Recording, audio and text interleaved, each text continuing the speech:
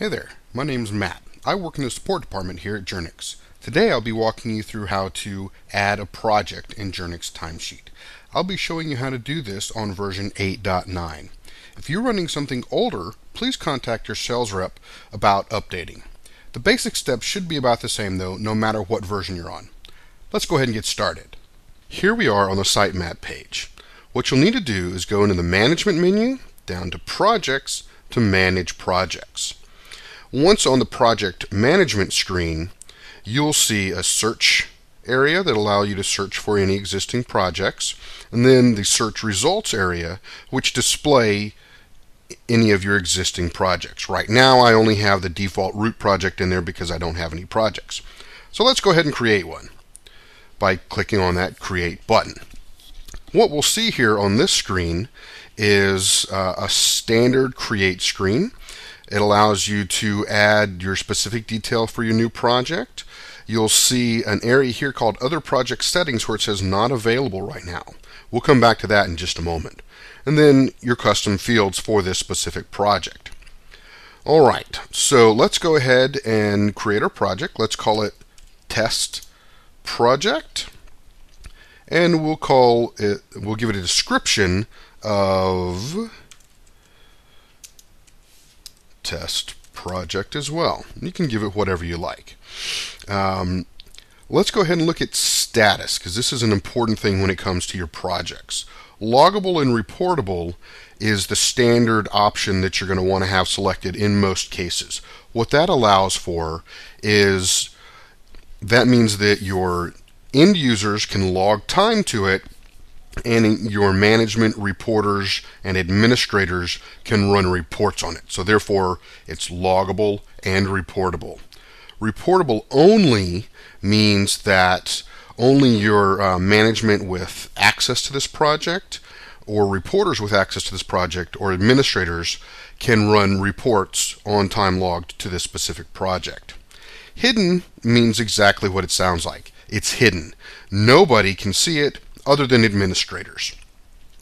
Alright, so as far as other areas, other options here, you don't have to have any of those selected for this project to be made available. I need to cut out that part because it was awkward, and I'm sniffling. Anyway, down here in Other Projects, as I said, we'll come into that in just a moment. Custom fields, as with other areas within the product, you have these custom fields available that you can add detail to if you'd like to, but none of these fields are required. So let's go ahead and save our project. Alright, so here we are. We've now created and saved our project, and you'll notice that this Other Project Settings area has given these new options. So let's take a look at dependencies. What dependencies allows you to do is say when a user selects this test project on their entry screen, only the selected objects from the dependency screen are displayed for the user. So let's go ahead and take a look at that.